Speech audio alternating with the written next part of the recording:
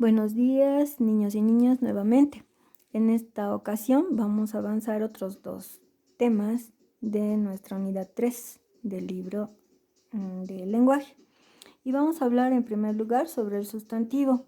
Un poco retomando lo que se vio en la unidad 2, vamos a mencionar que el sustantivo es una palabra que sirve para nombrar personas, animales, cosas, ideas, lugares, ¿no? En la anterior unidad, en la página 36, hemos visto que el sustantivo tiene las características del género y número. ¿Eso qué quiere decir? Que el sustantivo puede estar en masculino o en femenino. Eso se referiría al género.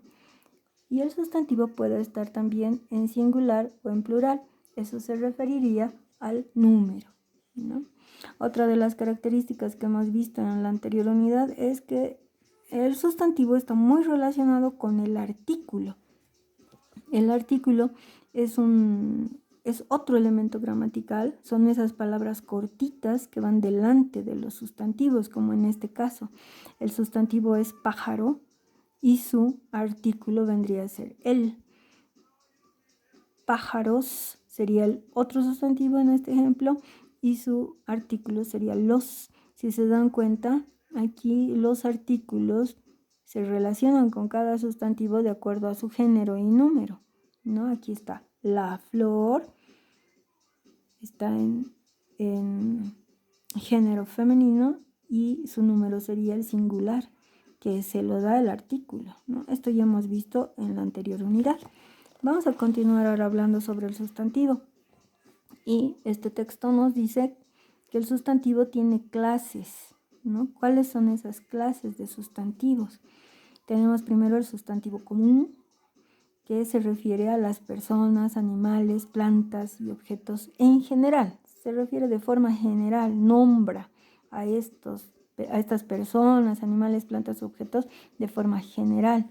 Por ejemplo, alumno, montaña, perro, colegio, no les da un nombre propio, ¿no? Y por el contrario, los sustantivos propios son los que sirven para nombrar a las personas, animales, plantas o lugares de manera particular. Por eso yo me he escrito esta palabra aquí para que sea un recordatorio de forma particular. Y estos sustantivos propios se escriben con mayúsculas, si se dan cuenta, ¿no? Si yo digo, por ejemplo, utilizando el sustantivo común, digo alumno, un nombre propio, en sustantivo propio podría ser José o María, digamos, ¿no? O Ana, como está aquí. Si utilizo el sustantivo común montaña, un sustantivo propio de una montaña podría ser Illimani. Por eso lo nombra de forma particular. Otra clase de sustantivos son los individuales, que nombran en singular un solo ser u objeto. Por ejemplo, oveja, ¿ya? Es individual y en singular. Y los sustantivos colectivos van muy relacionados con los individuales. ¿Por qué? Porque nombran en singular también un conjunto de seres u objetos. En este caso, si he dicho oveja en individual, puedo decir en colectivo rebaño, ¿no? Aquí tengo un ejemplo. Perro sería el sustantivo individual en singular y su colectivo sería jauría, que es el conjunto de perros. Pero yo no digo jaurías, digo jauría. ¿Por qué? Porque el colectivo solo se nombra en singular. Aquí está. A pesar de que son varios seres aquí, ¿no es cierto? Lo mismo si tengo el individual árbol. Su colectivo sería bosque, no bosques, ¿no? En este caso, su colectivo es el conjunto de árboles, digamos. Pasando a otra clase de sustantivo, tenemos los sustantivos concretos, que son los que sirven para nombrar a seres u objetos que pertenecen al mundo físico, es decir, que se pueden tocar o que yo puedo percibir con mis 5 sentidos, ¿ya? Y en este caso están, por ejemplo, casa, libro, lo que yo puedo ver, lo que yo puedo tocar, etcétera, ¿no? Eso es un sustantivo concreto. Y luego tendríamos a los sustantivos abstractos, que se refieren a ideas y sentimientos. Con un sustantivo abstracto, yo, por ejemplo, puedo nombrar las emociones que siento. Cuando hemos trabajado la guía integrada, hemos utilizado sustantivos abstractos como por ejemplo tristeza, alegría, miedo, ¿se acuerdan? Entonces, para eso sirven los sustantivos y sus clases, ¿ya?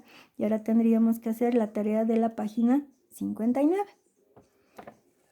El siguiente tema que vamos a ver, que está a continuación, es el de los prefijos y sufijos. Y tiene mucha relación con los sustantivos también, con los nombres o sustantivos. Ahora, los prefijos son unas partecitas que se le añaden, que se le agregan al principio de una palabra, ¿ya? Y varias veces utilizamos nosotros cuando hablamos cotidianamente. Por ejemplo, si decimos rehacer una tarea, ¿no? Cuando hablamos de rehacer, ese re, aquí está, tiene un significado y es un prefijo porque va delante de hacer. Este re, esta palabrita significa volver a. Por eso decimos, tengo que rehacer esta hoja, digamos. Volvemos a hacer, ¿ya? Aquí están los prefijos, que son algunos que me gustaría que los aprendan con sus significados y los ejemplos que nos dan aquí. Esto sería bien importante que lo aprendan, chicos y chicas, ¿ya? Por ejemplo, el prefijo re, delante de una palabra, significa volver a, repetir, digamos, ¿no? Es rehacer, revivir, ahí está, revivir.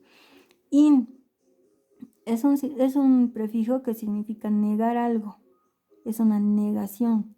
Por ejemplo, infeliz, que no es feliz, incapaz, que no es capaz. Aquí hay otro prefijo que es sub. Este sub significa bajo o por debajo. Por ejemplo, si yo digo submarino, es una herramienta marina que sirve para ir por debajo del mar, ¿se acuerdan? Aquí está subdirector, está un cargo más abajo que el director. Subtítulo es algo que está debajo del título, por eso este es su significado. Y finalmente el prefijo bis, que significa dos veces. Bisabuelo, dos veces abuelo, bisnieto, dos veces nieto, ¿ya? Entonces, observamos cómo cambia el significado de las palabras cuando se le coloca un prefijo antes. Si la palabra era útil, le agrego el prefijo in, que significa no, es una negación. Tenemos inútil, ¿no? Que no es útil. Cambia el significado gracias a los prefijos. Los prefijos entonces van delante de las palabras, pero tenemos otras partecitas que a veces añadimos a las palabras, que son los sufijos. Y estos sufijos son esas partes cortitas que se añaden al final de la palabra. Aquí está, al final de la palabra. Y ahí están, por ejemplo, los diminutivos y los aumentativos. Por ejemplo, cuando yo digo, tengo la palabra perro, pero le aumento perrito, es un diminutivo. Pero si le aumento este otro, perrazo, es un aumentativo. Entonces ahí están los sufijos que van al final de la palabra y aquí están los ejemplos. Eso es, chicos y chicas. Estudien esta partecita, por favor, y hagan el trabajo de la página 61.